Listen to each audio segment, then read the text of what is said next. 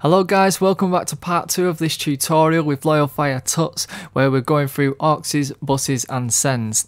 In part 1 we went through using sends and buses for effects and things like that, like reverbs and delays. And if you haven't seen it, just click on the top right corner now and it will take you to the video. Now let me show you an example of how I'm using a bus group.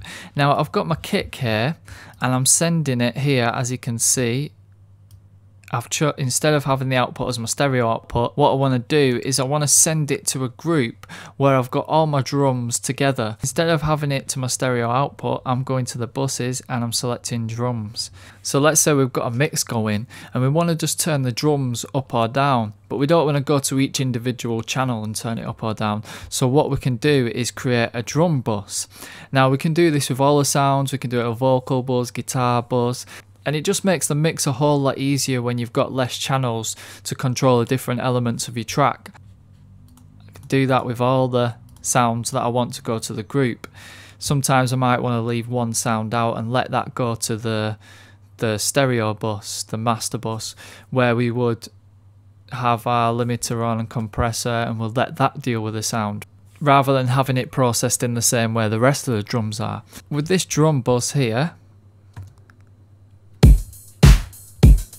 now I've got all my drums in there. Now it's also quite common to send your sounds to a group bus so that you can process them in the same way.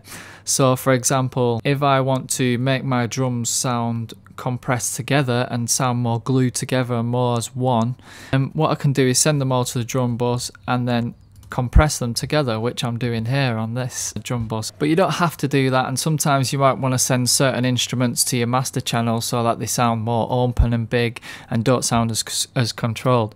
Having a group bus is also useful for things like automation as well. So let's say we want to add a kind of filter effect when it comes into this part here. All we have to do is select our EQ high cut frequency, go into here, change this.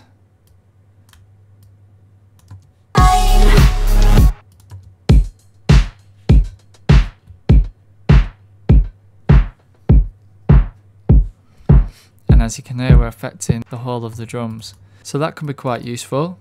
It can be also quite useful to send all your instrumental sounds to their own bus and then send your vocals to their own bus as well.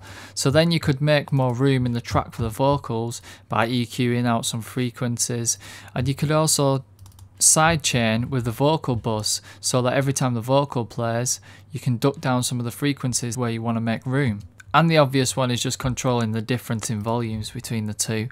So then instead of sending everything to a master bus, what we can do is send to a submix group, and we can compress and limit there without affecting any reference tracks, which we can send to the master channel with no effects on. So we could listen to a track that we might want it to sound like, let's say a Rita Ora track. And then we could reference that. Reference that against our own track. Please subscribe to my channel and give us a like so I can keep doing these videos for you. I hope you found this tutorial useful, guys, and if I've missed anything out, please just leave a comment and I'll try to explain it the best I can. Thanks again for watching, guys. See you next time.